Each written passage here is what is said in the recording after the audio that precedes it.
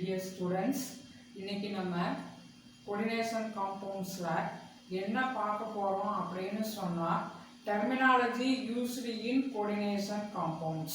இதுக்கு முன்னாடி just ஒரு few words மட்டும் நான் உங்க கூட பேசிக்கிறேன். நான் வந்து 25 years வந்து ஸ்கூல்ல வந்து வர்க் பண்ணியிருக்கேன். எனக்கு குழந்தைகளோட மென்டாலிட்டி தெரியும்.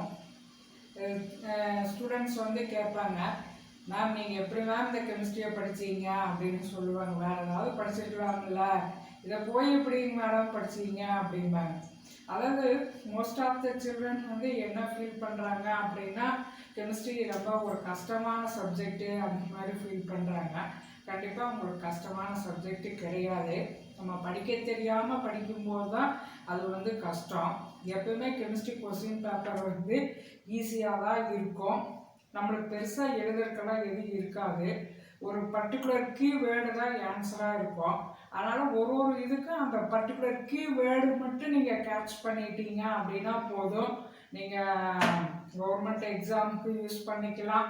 நீட்டு இந்த மாதிரி நீங்கள் போகிற மற்ற எக்ஸாம்ஸ், என்ட்ரன்ஸ் எக்ஸாமினேஷன்ஸுக்கும் உங்களுக்கு ரொம்ப ஹெல்ப்ஃபுல்லாக இருக்கிற பேட்டர்னாக தான் நான் சொல்கிறேன். ஆனால் நடத்துகிற மாதிரி நிறைய சொல்கிறேன். இருந்தாலும் இது கீவேர்டுன்னு நான் அழுத்தி சொல்கிறேன். அந்த பர்டிகுலர் பாயிண்ட்டை நீங்கள் நோட் பண்ணிட்டீங்கன்னா போதும். ஏன்னா பேப்பர் வேல்யூவேஷனில் நாங்கள் அந்த பாயிண்ட்டுக்கு தான் மார்க் போடுவோம். இதில் வந்து எனக்கு கிளாஸ் எடுக்கிறதுனால எனக்காக நான் எடுக்கிறது இல்லை. என்னால் ஏதோ ஒரு 4 குழந்தையாவது இது எனக்கு யூஸ்ஃபுல்லாக இருந்துச்சு அப்படின்னு சொல்லணும், எல்லா குழந்தைகளும் படிக்கணும் அப்படிங்கிற ஒரு மென்டாலிட்டிக்காக தான் நான் ஒவ்வொரு வீடியோவும் போஸ்ட் பண்ணுறேன். உங்களுக்கு இது பயனுள்ளதாக இருக்கணும் அப்படிங்கிறத என்னுடைய ஆசை. நீங்கள் படித்து உங்களுக்கு யூஸ்ஃபுல்லாக இருந்துச்சு அப்படின்னு சொன்னால் மறக்காமல் உங்கள் கூட படிக்கிற மற்ற குழந்தைங்கக்கிட்டையும் சொல்லுங்கள். அது எனக்கு போதும். இப்போ கிளாஸுக்கு போகலாம். இப்போ நம்ம வந்து போன கிளாஸில் வெர்னர் தியரி பார்த்தோம். இப்போ நம்ம என்ன பார்க்குறோம்னா terminology used in coordination compound. அதாவது கோஆர்டினேஷன் காம்பவுண்ட்ஸில் வந்து நம்ம என்ன கொடுக்குறோம் அப்படின்னு சொன்னால் சில டேர்ம்ஸ் எல்லாம் யூஸ் பண்ணுவோம். அந்த டேர்ம்ஸுக்கு என்ன அர்த்தம் அப்படிங்கிறது தான் டெர்மினாலஜி அப்படின்னு நம்ம கெமிஸ்ட்ரியில் சொல்கிறது. இப்போ ஒவ்வொன்றுக்கும் ஒரு பர்டிகுலர் கீ பாயிண்ட்டை வந்து நீங்கள் கேட்ச் பண்ணிட்டீங்கன்னா அவங்க அது ரிலேட்டடாக நம்ம என்ன கொஸ்டின் கேட்டாலும் நீங்கள் எழுதிடலாம். இப்போ ஃபர்ஸ்ட் ஒன் வந்து புக்கில் வந்து கோஆர்டினேஷன் என்டிட்டி அப்படின்னு ஒன்று கொடுத்துருப்பாங்க. இந்த கோஆர்டினேஷன் என்டிட்டி அப்படிங்கிறது நம்மளுக்கு ஒரு காம்பவுண்டோட ஃபார்முலா கொடுத்துட்றாங்கன்னு வைங்க. எந்த கோஆர்டினேஷன் காம்பவுண்டாக வேணாலும் இருக்கட்டும். இப்போ for example CuNH3 4 times SO4 இந்த மாதிரி இருக்கு. டெட்ராமைன் காப்பர் 2 சல்பேட், இது ஒரு காம்ப்ளெக்ஸ். இது மாதிரி என்ன ஃபார்முலா வேணாலும் கொடுத்துட்டு போகட்டும். இதில் கோஆர்டினேஷன் என்டிட்டி அப்படிங்கிறது என்னன்னா, இந்த ஸ்கொயர் பிராக்கெட்டை போட்டு அந்த ஸ்கொயர் பிராக்கெட்டுக்கு உள்ள எழுதணும் இல்லையா, அதை தாங்க நம்ம கோஆர்டினேஷன் என்டிட்டி அப்படின்னு சொல்றோம். அப்ப இந்த ஸ்கொயர் பிராக்கெட்டுக்குள்ளார யார் இருப்பாங்க? சென்ட்ரல் மெட்டலையான். ஒரு ஸ்கொயர் பிராக்கெட்டுக்குள்ள இருக்கிற மெட்டலையானுக்கு தான் சென்ட்ரல் மெட்டலையான்னு பேர். அது இருக்கும்.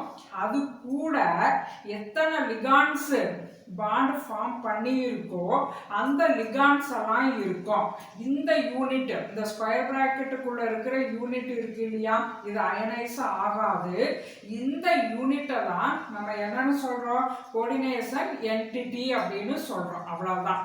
அப்ப நம்ம கோஆர்டினேஷன் என்டிட்டி அப்படின்னு சொன்னா என்னது? கோஆர்டினேஷன் காம்பவுண்ட்ல சென்ட்ரல் மெட்டலையானும் அது கூட டைரக்டா பாண்ட் ஃபார்ம் பண்ணி இருக்கிற லிகான்ஸ் எல்லாம் ஸ்கொயர் பிராக்கெட்டை போட்டு என்க்ளோஸ் பண்ணி இருப்பாங்க. அந்த யூனிட்டுக்கு தான் கோஆர்டினேஷன் என்டிட்டின்னு பேர். அவ்வளவுதான்.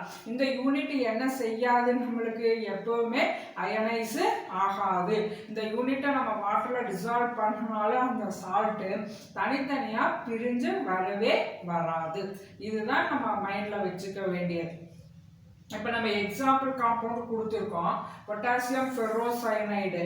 இப்போ இதில் பொட்டாசியமும் ஒரு மெட்டல் தான், அயனும் மெட்டல் தான். அப்போ இவங்க ரெண்டு பேர்த்துல யாரை நம்ம சென்ட்ரல் மெட்டலையான்னு சொல்லுவோம்னா ஸ்கொயர் பிராக்கெட்டுக்கு உள்ளார யாரும் இருக்கிறாங்க, எந்த மெட்டல் ஆட்டம் இருக்கோ அந்த மெட்டல் ஆட்டத்துக்கு தான் சென்ட்ரல் மெட்டல் ஆட்டம் அல்லது சென்ட்ரல் மெட்டலையான்னு பேர்.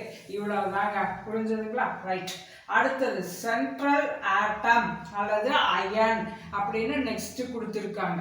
அப்போ எது சொன்னாலும் சரி, நான் முதலே சொல்லியிருக்கேன், கோஆர்டினேஷன் காம்பவுண்ட் அப்படின்னு சொன்னாலே நம்ம அதிகமாக பேசுறது யாரை பற்றி, ஸ்கொயர் பிராக்கெட்டுக்குள்ளே யாரெல்லாம் இருக்கிறாங்களோ அவங்கள பற்றி தான் சொல்லிட்டு வருவோம். இப்போ சென்ட்ரல் மெட்டலையான் அல்லது சென்ட்ரல் மெட்டல் ஆட்டம் அப்படின்னா என்ன அப்படின்னு பார்க்குறோம். இப்போ நம்ம கோஆர்டினேஷன் காம்பவுண்ட் நம்ம எடுத்துட்டோம். இதில் நான் சொல்லியாச்சு, நம்ம இன்னும் காம்ப்ளெக்ஸ் அயான்னு சொல்லிடுங்க. இந்த மாதிரி ஸ்கொயர் பிராக்கெட்டுக்குள்ளே இருக்கிற யூனிட்டை தான் நம்ம என்னென்னு சொல்லுவோம், காம்ப்ளெக்ஸ்ன்னு சொல்கிறோம். இந்த காம்ப்ளெக்ஸில் ப்ரெசண்ட்டாக இருக்கிற மெட்டல் ஆட்டம் தான் சென்ட்ரல் மெட்டல் ஆட்டம் அல்லது அயன். அதாவது நம்மளுக்கு சார்ஜோட இருந்த அயன் நியூட்ரலாக இருந்துச்சு அப்படின்னு சொன்னோம்னா ஆட்டம். இப்போ for example nickel tetra carbonyl எடுத்துட்டோம் அப்படின்னா இங்கே நிக்கல் வந்து சென்ட்ரல் மெட்டல் ஆட்டம், இங்கே வந்து அயன் வந்து பாசிட்டிவ் ஆக்சிடேஷன் +2 ஆக்சிடேஷன் ஸ்டேட்ல இருக்கு. அதனால இது வந்து சென்ட்ரல் மெட்டல் அயான். அப்போ இதில் நம்மளுக்கு காம்ப்ளெக்ஸ் அயான் அப்படின்னு சொல்கிறோம். அந்த காம்ப்ளெக்ஸ் அப்படிங்கிற வேர்டு போடணும். அல்லது கோஆர்டினேஷன் காம்பவுண்ட்னா அந்த ஸ்கொயர் பிராக்கெட்டில் இருக்கிற யூனிட்னு சொல்லணும். அதில் இருக்கிற மெட்டல் ஆட்டமோ மெட்டல் அயானத்தோ நம்ம என்னன்னு சொல்லுவோம், சென்ட்ரல் மெட்டல் அயான் அல்லது சென்ட்ரல் மெட்டல் ஆட்டம் அப்படின்னு சொல்லுவோம். அடுத்து இதை எப்படியெல்லாம் நம்ம டிஸ்கிரைப் பண்ணலாம் அப்படின்னா, இந்த சென்ட்ரல் மெட்டல் அயான் அல்லது ஆட்டம் அப்படிங்கிறது எலக்ட்ரான் அக்செப்டார், எலக்ட்ரானை என்ன செஞ்சுக்கும், வாங்கி. அடுத்தது லூயிஸ் வந்து என்ன சொல்லியிருக்காரு, அக்கார்டிங் டு லூயிஸ் தியரி எலக்ட்ரானை எதெல்லாம் வாங்குதோ அதுக்கெல்லாம் என்னென்ன பேரு, லூயிஸ் ஆசிட்னு பேரு, லூயிஸ் ஆசிட். இப்போ நம்மளுக்கு ஒரு ஒன் வேர்டை கேட்குறாங்கன்னு வைங்களேன், இந்த மாதிரி ஒரு ஃபார்முலா கொடுத்தாச்சு, இதில் யார் லூயிஸ் ஆசிட் அப்படின்னு கேட்குறாங்க. அப்போ நம்ம யாரை செலக்ட் பண்ணணும், Fe தான் லூயிஸ் ஆசிட்னு செலக்ட் பண்ணணும், Fe 2+ அயான். இப்போ இந்த காம்பவுண்ட்ல யார் லூயிஸ் ஆசிட் அப்படின்னா நிக்கல் தான் நம்மளுக்கு லூயிஸ் ஆசிட். ஏன்னா நிக்கல் தான் என்ன செய்யுது, இங்க இந்த லிகான்ஸ் கொடுக்குற எலக்ட்ரானை எல்லாம் அக்செப்ட் பண்ணிக்குது. இப்போ லூயிஸ் ஆசிட் அப்படிங்கிறது என்னன்னு தெரிஞ்சுதா? இப்போ நீட்லயோ இல்லை எந்த என்ட்ரன்ஸ்லயும் இந்த மாதிரி ஃபார்முலா கொடுத்துட்டு உங்களுக்கு லூயிஸ் ஆசிட்டுக்கு எது அப்படின்னு கேட்டால் எது சென்ட்ரல் மெட்டலையானோ அதைத்தான் லூயிஸ் ஆசிட்னு செலக்ட் பண்ணணும். லூயிஸ் ஆசிட்டுக்கு என்ன மீனிங், எலக்ட்ரான் அக்செப்டார், எலக்ட்ரானை வாங்கி வச்சுக்கும், அதுதான் வந்து என்னது, லூயிஸ் ஆசிட். சரி, அடுத்தது போலாங்களா?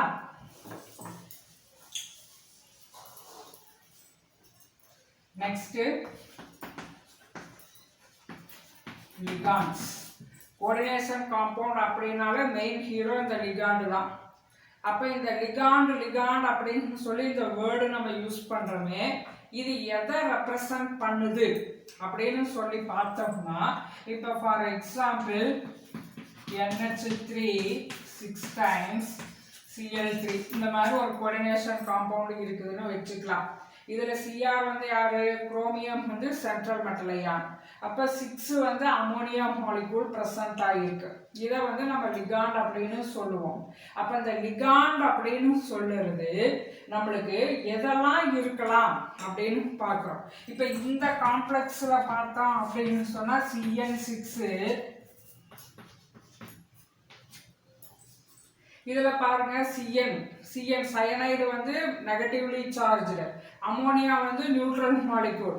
அப்போ லிகாண்ட் அப்படிங்கிறது நியூட்ரல் மாலிகூலாக இருக்கலாம், நெகட்டிவ் அயானாக இருக்கலாம். சில சமயத்தில் வந்து இந்த ஹைட்ரசீனியம் ஒன்று மட்டும் நம்மளுக்கு பாசிட்டிவில் வரும், பாசிட்டிவ் அயானாவானாலும் இருக்கலாம். அது என்ன செய்யும் அப்படின்னா, நம்ம என்னன்னு சொன்னோம், சென்ட்ரல் மெட்டல் ஆட்டம் அப்படின்னா எலக்ட்ரான் அக்செப்டார்னு சொன்னாங்களா. ஒரு கொடுக்குறவங்க இருந்தாலும் ஒரு வாங்குறவங்க இருக்க முடியும். அப்போ அந்த சென்ட்ரல் மெட்டல் அயானுக்கு எலக்ட்ரான் கொடுத்தது யாரு, இந்த லிகாண்ட். அப்ப லிகாண்ட் அப்படிங்கிறது எலக்ட்ரான் டோனார் இல்லையா. அப்படி வாட் ஆர் லிகாண்ட்ஸ் அப்படின்னு சொன்னா neutral molecule, negative ions are positive ion which can donate electron to central metal ion or atom we are calling as ligand அப்படின்னு சொன்னா போதும். இதுல மெயின் என்ன வச்சுக்கணும், லிகாண்ட் அப்படின்னா என்ன கீவேர்டு, எலக்ட்ரான் டோனார். அடுத்தது அதுக்கு இன்னொரு நேம் நம்ம என்ன கொடுக்கலாம், அக்கார்டிங் டு லூயிஸ் கான்செப்ட் எதெல்லாம் எலக்ட்ரானை டொனேட் பண்றாங்களோ அவங்களுக்கெல்லாம் லூயிஸ் பேஸ் அப்படின்னு பேர், லூயிஸ் பேஸ். அப்போ ஒரு ஃபார்முலா கொடுத்துட்றாங்க, இந்த மாதிரி ஒரு காம்ப்ளெக்ஸை கொடுத்தாச்சு. இதில் யார் லூயிஸ் பேஸ் அப்படின்னு கேட்டால் இப்போ ஃபஸ்ட்டு ஒன்றில் NH3 அமோனியா மாலிகூல் தான் லூயிஸ் பேஸ் அப்படின்னு நம்மளுக்கு சொல்ல தெரியும். அதே மாதிரி இங்கே சயனைடு தான் என்னது நம்மளுக்கு Lewis base, CN- is the Lewis base. இந்த மாதிரி நம்மளுக்கு சொல்ல தெரியும். இப்போ லிகாண்டுனா என்னன்னு தெரிஞ்சிருச்சா. இப்போ நெக்ஸ்ட்டு நம்மளுக்கு கோஆர்டினேஷன் ஸ்பியர், கோஆர்டினேஷன் என்டிட்டிக்கு நம்ம என்ன பார்த்தோமோ அதே தான் கோஆர்டினேஷன் ஸ்பியர் அப்படின்னு சொல்றதுக்கும் பார்க்கணும். கோஆர்டினேஷன் ஸ்பியர் அதாவது நம்ம ஒரு ஃபார்முலா எழுதும்போது இப்போ ஃபார் எக்ஸாம்பிள் CO இந்த மாதிரி ஒரு காம்ப்ளெக்ஸை எழுதுறோம். இந்த காம்ப்ளெக்ஸ் எழுதும்போது கோஆர்டினேஷன் ஸ்பியர் அப்படிங்கிறது என்னது, ஸ்கொயர் பிராக்கெட்டுக்குள்ளார ப்ரெசன்ட் ஆகியிருக்கிறத தான் நம்ம கோஆர்டினேஷன் ஸ்பியர்னு சொல்லுவோம். ஸ்கொயர் பிராக்கெட்டுக்குள்ளே யாரெல்லாம் வருவாங்க, சென்ட்ரல் மெட்டல் அயான் அல்லது ஆட்டம் வரும். அது கூட டைரக்டாக பாண்ட் ஃபார்ம் பண்ணியிருக்கிற லிகாண்ட்ஸ் எல்லாமே வரும். அப்போ இந்த central metal ion and the ligands directly bonded to central metal ion are enclosed in a square bracket. இதைத்தான் நம்ம என்னன்னு சொல்றோம், கோஆர்டினேஷன் ஸ்பியர் அப்படின்னு சொல்றோம். இந்த கோஆர்டினேஷன் ஸ்பியர் வந்து அடுத்து இதை பத்தி என்ன சொல்றோம்னா it is a single unit. இது ஒரே யூனிட் தான், தனித்தனி கிடையாது, எல்லாம் ஒன்றா சேர்ந்து பைண்ட் ஆகி ஒன்றா தான் இருக்கும். அடுத்தது இது என்ன செய்யாது, அயனைஸ் ஆகாது. Coordination sphere does not ionise in solution. இவ்வளவு சொன்னா போதும். கோஆர்டினேஷன் ஸ்பியர்னா சென்ட்ரல் மெட்டல் அயான் லிகாண்டு இருப்பாங்கன்னு சொல்லணும். அது ஒரு சிங்கிள் யூனிட்னு சொல்லணும். அது தண்ணியில போட்டா என்ன ஆகாது, தனித்தனியா பிரிஞ்சு வரமாட்டாங்கன்னு சொல்லணும். அவ்வளவுதாங்க. அடுத்தது கோஆர்டினேஷன் பாலிஹீட்ரான்.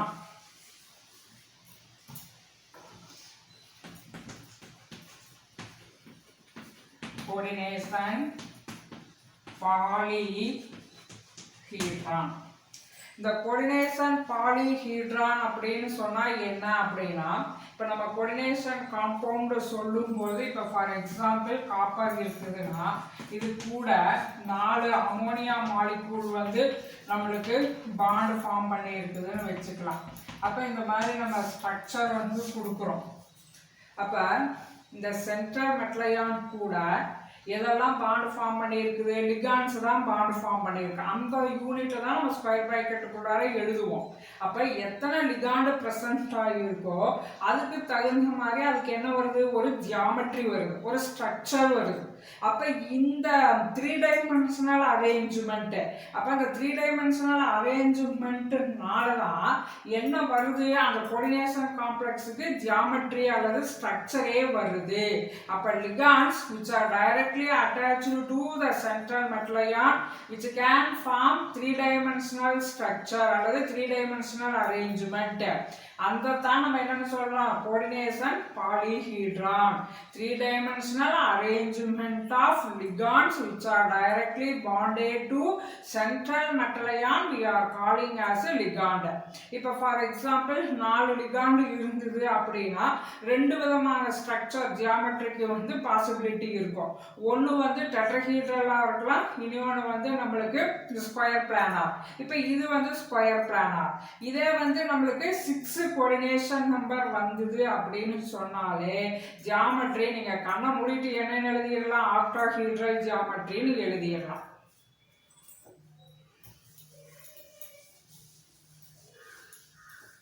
நெக்ஸ்ட் நம்மளுக்கு கோஆர்டினேஷன் நம்பர்,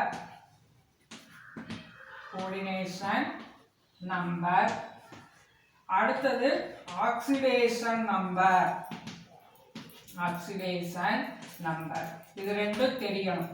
நம்ம இப்போ இந்த டாபிக்ல படிக்கிறது எதுக்கு அப்படின்னா, அதாவது நிறைய தரம் 5 மார்க்ல பப்ளிக் எக்ஸாம் கொஸ்டின் இது. ஏதாவது ஒரு காம்ப்ளெக்ஸ் ஃபார்முலா மென்ஷன் பண்ணி கொடுத்துட்டு அதனுடைய ஜியாமெட்ரி என்ன, அதில் என்ன லிகாண்ட் எது, அதில் சென்ட்ரல் மெட்டல் அயான் என்ன, அதோட சென்ட்ரல் மெட்டல் அயான் என்ன, கோஆர்டினேஷன் நம்பர் என்ன, ஆக்சிடேஷன் நம்பர் என்ன அப்படின்னு கேட்டிருப்பாங்க. அப்படியே லட்டு மாதிரி என்னன்னு சொல்லி அதை மென்ஷன் பண்ணனா மட்டும் போதும், 5 மார்க் வாங்கிட்டு போயிட்டே இருக்கலாம். நிறைய தடவை ரிப்பீட்டடாக இந்த மாதிரி நிறைய கொஸ்டின்ஸ் கேட்டிருக்கு. அதனால தான் இதை நம்ம சொல்லிட்டு இருக்கோம். இப்போ கோஆர்டினேஷன் நம்பர் அப்படின்னு சொன்னால் இப்போ நம்ம இதுக்கு புக்கில் கொடுத்துருக்கிறத நீங்கள் கொஞ்சம் அந்த லாஸ்ட்ல இருக்கிற 2 லைன்ஸை நல்லா கான்சென்ட்ரேட் பண்ணிக்கிங்க. என்ன அப்படின்னு சொன்னால் the coordination number of it is the number of sigma bonds formed between central metal ion or atom and the ligand. அதுதான் சொல்லணும்.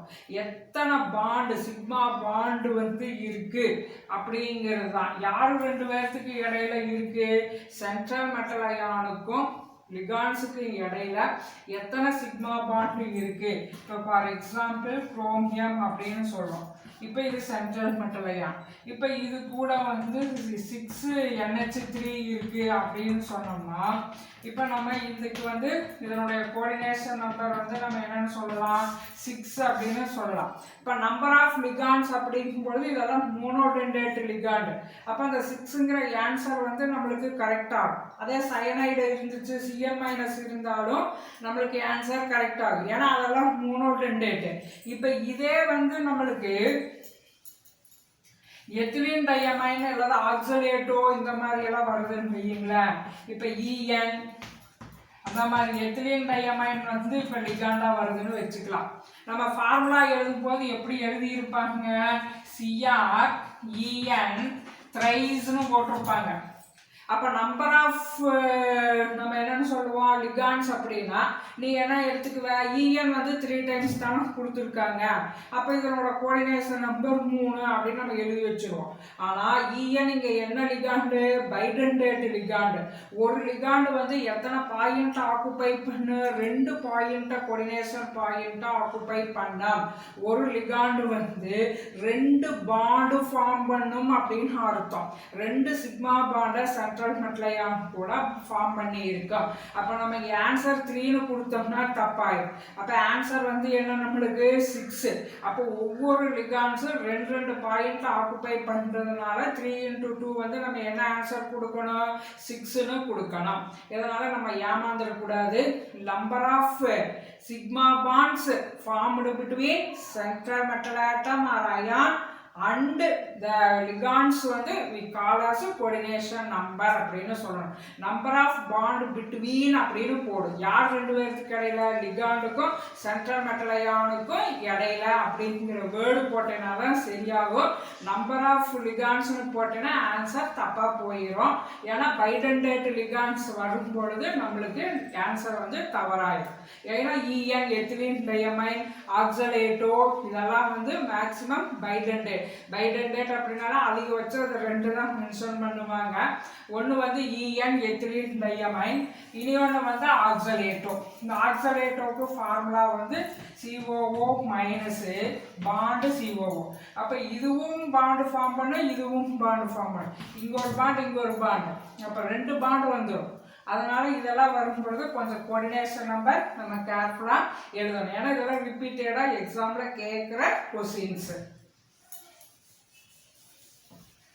Next oxidation number. Oxidation number. So oxidation number அப்படிங்கிறது இப்போ K3FeCN6 இதை K4FeCN6.